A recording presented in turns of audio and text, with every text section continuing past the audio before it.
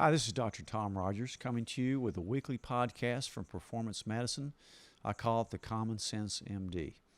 Tonight we're going to talk about something that maybe not so common sense, but it's very interesting topic. My topic is, can Viagra prevent Alzheimer's disease? You know, if you keep up with the latest medical stuff like I do and do a lot of research, reading, it's kind of a hot topic right now, and it really doesn't surprise me a whole lot. But Alzheimer's disease, as you know, is dear to my heart. My mother died of it. My grandmother died of it. It's a terrible disease, affects more women than men. And the thing that's so bad about it is that it's a slow process. It really robs you of your humanity before it kills you. And it kills you slowly. So it's a terrible disease, and if there's anything you can do to lessen your chances of getting it, you should think about it now, because when you realize you have it, or the doctor does, you've had it for years. But anyway, I think it's a multifactorial disease. You know, if you read Dr. Bredeson's book out at UCLA, The End of Alzheimer's, you'll kind of realize that there's many causes. There's not one cause, but there's many causes. And they're really almost what I would say lifestyle causes. There are genetic factors as well. You know, we always check the ApoE gene on the Cleveland, and that's something you should do. Doesn't mean you'll get it or won't get it. I mean, for example, my mother had a normal gene for that, yet she still got full-blown Alzheimer's disease. But the lifestyle factors like obesity, lack of exercise, sleep habits, sleep apnea, loss of hearing, loneliness even, diabetes, hormonal factors, mostly lack of hormones, especially in women. A lot of nutritional factors. There's a lot of different etiologies of Alzheimer's disease, but they all lead to a bad outcome if you get it. The scientific community is always trying to come up with new medicines, especially for Alzheimer's disease. I mean, the billions they've spent on Alzheimer's research and not come up with anything really too worthwhile yet is just astounding to me. Personally, I've never seen Aricept or Namenda help much at all, and they have a lot of side effects. Certainly didn't work for Mom, but it just doesn't work, to be honest with you. And now there's some new potentially breakthroughs for it, but in looking at the research, I mean, these are unbelievably costly medicines, usually infusions, and I think 1 out of 10 people can get a brain bleed. I mean, but I don't think anybody could afford to take it unless you're in some kind of trial or something. But, the jury's really out as to whether they even work or not. I think the last thing I saw was 30% of people may get a little better for a period of time, but, it's not real promising, to be honest with you. And as you know, I love repurposed drugs. Take, for example, what happened during COVID, and the repurposed drugs we used during that were lifesavers. Many drugs have been repurposed for great uses, and that's a great thing about, testing out drugs that are already out there. They're usually dirt cheap. They're usually generic. They've been around so long that we know what the side effects are. And I love repurposed drugs.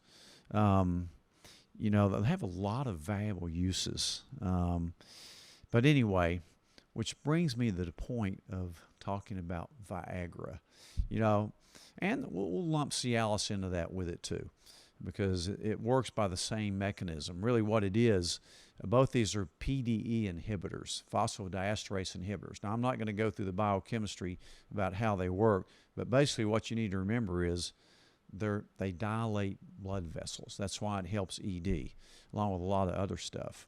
I'll never forget when Viagra first came out. That was the most popular drug rep that we ever had. I mean, when doctors are busy and drug rep comes in and wants to talk to you and give you the latest trial or whatever, you always kind of dread it. You try to move them on a little bit. But when the Viagra rep came in there, everybody, they had a free pass. Just come on in, leave plenty of samples. And that was the most popular person in town probably. And then came Cialis, which is even better than Viagra. less side effects, it works better, has other uses. And so then the Cialis rep became the most popular rep in town, and probably the most popular person in town. All these doctors would say, yeah, you just come back anytime. By the way, when you go by my office door, just throw a few samples in there. So it's really interesting how things work. In the last 38 years of my practice, I've seen a lot of new drugs come and go. Now let's talk about this new study that's been out that's making the big news. There have been previous studies about both these drugs, Viagra and Cialis, sildenafil, tadalafil. They've shown promise in some other things, but this was a huge study. It was 270,000 men in Great Britain. So it just provided a ton of evidence that sildenafil may have protective effects against Alzheimer's disease. This large real-world study analysis of patient data from 2 databases showed a 30 to 54% reduced prevalence of Alzheimer's disease among these patients who took it after adjusting for confounding factors, and that's a big deal. The observation was further supported by mechanistic studies showing decreased neurotoxic proteins in the brain cells. Think about tau and amyloid plaque. In these men that were exposed to these PDE inhibitors. And the more the better. The more they took of it, the better results they had. I really wish they'd done these studies in women. I'm sure they will, and they need to, because women get Alzheimer's, over 2 to 1 over men. Mostly, I think, because of hormonal loss, especially estrogen. So I wish they'd do these studies in women with tadalafil, which I think is a better drug. It's certainly better tolerated. Doesn't flush you as much as sildenafil. And it's lower dose, longer acting, longer half-life, better tolerated. It's already been approved for BPH, benign prostatic hypertrophy. We use it all the time for that. You got to remember, these drugs were developed initially as important cardiovascular drugs. But I hope they do the studies on women, and I hope they use tadalafil instead of sildenafil. I've been using tadalafil Cialis for years for many different purposes. One of them, in men and women, more women than men because they get this more, is Raynaud's phenomena, where you get really cold, bluish hands in cold weather because of vasospasm of the digits. It can be a debilitating thing, but that's the best thing I've ever seen to treat that. And a lot of people don't even know that, but it works great for that. And certainly when I put a woman on Cialis, they kind of chuckle a little bit, but hey, it works great. Remember, these are vasodilators. Sildenafil's been used for years and years for pulmonary hypertension. It's a lifesaver with that. So I'm sure there's going to be other studies that come out and refute these studies. This is a huge study, though, and these studies will probably be put on by, big pharma, because they don't like to see these repurposed drugs working for other things.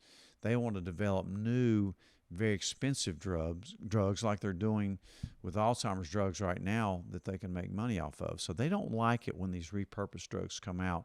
So they'll always come out with a negative study on it, but it's going to be pretty hard to refute, I think. But anyway, it's always about the money. But these tens of thousands of dollar infusions, have a lot of potential bad side effects, and I don't see how they can cover them anyway. And they probably won't help that much. The latest thing I saw was maybe a 30% reduction in symptoms for a short period of time. But the jury's out there, always working. But when you come up with something like this, I think it's worth a shot as long as it's safe, which it is. The only contraindication really to these type of drugs is if you can't take nitroglycerin for your heart, if you have angina with your coronary artery disease, because it could lower your blood pressure too much. But that's really one of the very few contraindications to these drugs. So I'm really excited about these results. And, I hope they do more research, especially with tadalafil in women. So I'm pumped about this.